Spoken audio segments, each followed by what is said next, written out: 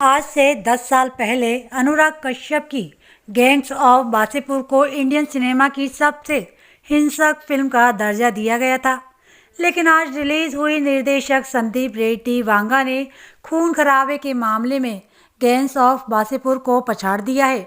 Kabir Singh fame Sandeep Reddy Vanga ने trailer launch कर कह दिया था कि ये अब तक की सबसे वायलेंट फिल्म होगी।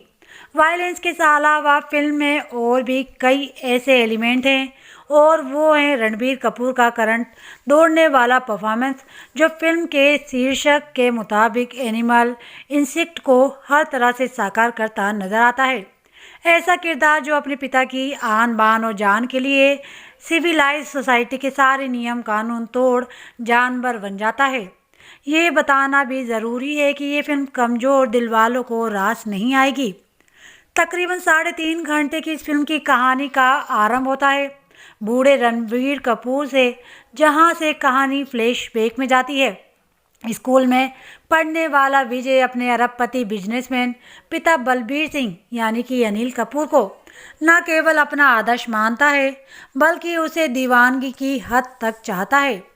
अपने पिता के जन्मदिन पर महज उसे उन्हें हैप्पी बर्थडे बोलने के लिए वो न केवल टीचर की मार खाता है और बल्कि स्कूल से भागकर घर भी आ जाता है। मगर अपने बिजनेस में दिन रात मशरूफ रहने वाला बलबीर बेटे को वो प्यार और समय नहीं दे पाता जिसकी चाहत विजय करता है। युवा होते साइको विजय यानी कि रणवीर कपूर की एक ही धुन है कि वो किसी तरह अपने पिता का अटेंशन हासिल करे और उन्हें प्रभावित कर सके। मगर उसकी हिंसक वृत्ति और हरकतें उसे पिता से दूर करती जाती हैं। स्कूल में पढ़ने वाला विजय एक दिन कॉलेज में पढ़ने वाली अपनी दीदी के साथ रैगिंग करने वालों को सबक सिखाने के लिए मशीन गन चला देता है।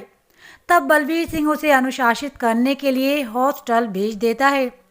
विजय को एहसास होता है कि उसकी गैर मौजूदगी में उसके जीजा ने उसके पिता के बिजनेस एम्पायर पर कब्जा कर लिया है। वो अपने जीजा के साथ भी बदतमीजी करता है और उस वक्त बलबीर सिंह को एहसास होता है कि हॉस्टल के आने के बाद भी विजय में कोई बदलाव नहीं आया। यहाँ खुद को अल्फा मेल समूह का सबसे शक्तिशाली पुरुष कहलाने वाले विजय को गीतांजलि यानी कि रश्मिका मंदाना से पहली नज़र का प्यार होता है। तब वो गीतांजलि की मंगनी तुड़वा कर उसके सामने सीधे शादी का प्रस्ताव रख देता है। वो गीतांजलि को अपने पिता और परिवार से मिलवाने लाता है, मगर उसे एक बार फिर पिता की बेरुखी और गुस्से का शिकार होना पड़ता है। वो गीतांजलि को लेकर अमेरिका चला जाता है और 8 साल विदेश में बिताने के बाद एक दिन जब उसे पता चलता है कि उसके पिता को गोली मार दी गई है, सो वो स्वदेश लौटता है।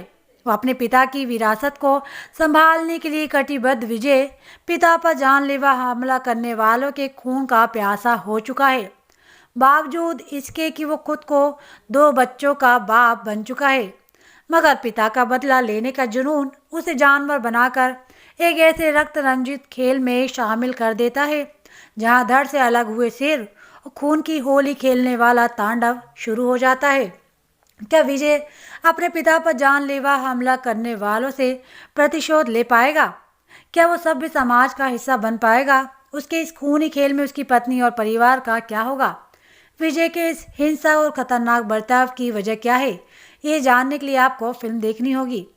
निर्देशक संदीप रेड्डी वांगा ने अपनी फिल्म का केंद्र बनाया भीभत्स, भयानक और रौद्र रस को। संदीप फिल्म के इन तीनों रसों का अतिरेक करते नजर आते हैं। ये रस फिल्म की शुरुआत से ही कहानी को टोन सेट कर देते हैं।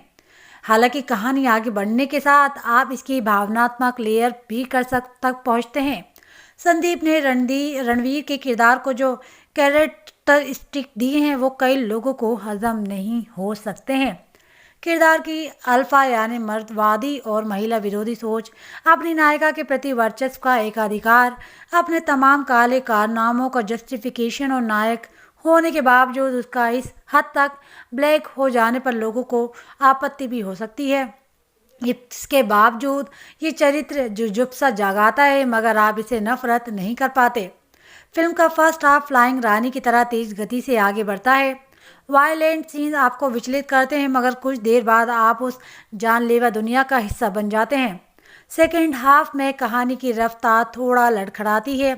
तृप्ति डिमरी का ट्रैक रणवीर के चरित्र के आर्क को गिरा देता है, मगर फिर प्री क्लाइमैक्स और क्लाइमैक्स आपके रोंगटे खड़े कर देते हैं। वायलेंस के मामले में ये फिल्म गॉडफादर और किल बिल जैसी फिल्मों की याद दिलाती है। वांगा ने बाप बेटे की इमोशन को कहानी का कोर बनाया है, मगर इस खून खराबे के आधिक्य वाली कहानी में लॉ एंड ऑर्डर का नदारद होना सवाल पैदा करता है। हीरो मशीन गन लेकर दंदनाता हुआ मास किलिंग कर रहा है, मगर इसे पकड़ने वाला कोई नहीं है। निर्देशक वांगा ही इसके एडिटर भी हैं और ये फिल्म की लंबाई कम करके फिल्म को क्रिस्प बना सकते थे। एक्शन दृश्यों में अमित रॉय की सिनेमेटोग्राफी दमदार है। हर्षवर्धन रामेश्वर के बैकग्राउंड म्यूजिक की तारीफ करनी होगी, जो फिल्म के भयावहता को बनाए रखता है। संगीत की बात करें तो सतरंगा, पापा मेरी जान, सारी दुनिया जला देंगी जैसे गाने सिचुएशन के मुताबिक अच्छे बन पड़ते हैं। और अभिनय की बात करें तो इसे यदि हम रणवीर कपूर के करियर की सबसे बेस्ट परफॉर्मेंस कहें तो गलत ना होगा। इस हिंसक और विभत्स किरदार को रणवीर ने हर तरह से परतदार बनाया है। मारकाट के दृश्यों में जहां उनकी वहशत झलकती है, वहीं रोमांटिक दृश्यों में वे इरोटिक अंदाज में दिखते हैं। मगर सबसे ज़्यादा प्रभावित करने वाले दृश्य उनके बाप बेटे के बीच के हैं। क्लाइमैक्स में बाप बेटे के बीच का दृश्य आपको कराहियत दे जाता है। अपने अभिनय की विशिष्ट शैली से वे दर्शकों को स्तंभ करते जाते हैं। इस नायक प्रधान फिल्म में रश्मिका अपने आक्रामक तेवर से अपनी उपस्थिति दर्ज कराती है और रणवीर को थप्पड़ मारने वाला दृश्य हो या फिर रणवीर के धोखा दिए जाने वाला सीन, वे अपनी अभिनय प्रतिभा का लोहा मनवाती हैं। गूंगे किलर के रूप में बॉबी भी कम खूंखार नहीं लगते। उनका किरदार कहानी का टर्निंग पॉइंट साबित होता है, मगर उन्हें फिल्म में काफ़ी कम स्क्रीन टाइम मिला है। अनिल कपूर ने पिता की भूमिका को परतदार बनाया है।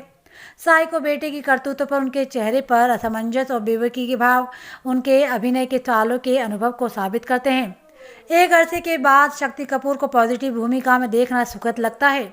सुरेश ओबेरॉय और प्रेम चोपड़ा ने अपनी भूमिकाओं में अच्छा साथ निभाया है। उपेंद्र लिमनय का किरदार इंटेंस सीन में ह्यूमर लाने का काम करता है। रणविजय की मां बनी चारू शंकर, बलवीर के दामाद बने सिद्धार्थ कार्णिक, आबिद हक के रोल में सौरभ सचदेवा और रणविजय की बहनों के चरित्रों में सलोनी बत्रा और अंशुल चौहान ने भी भूमिकाओं के साथ न्याय किया है। मारकाट वाली फिल्मों के शौकीन और रणबीर कपूर के अधिकारी के लिए फिल्म एक बार तो देखना बनती है।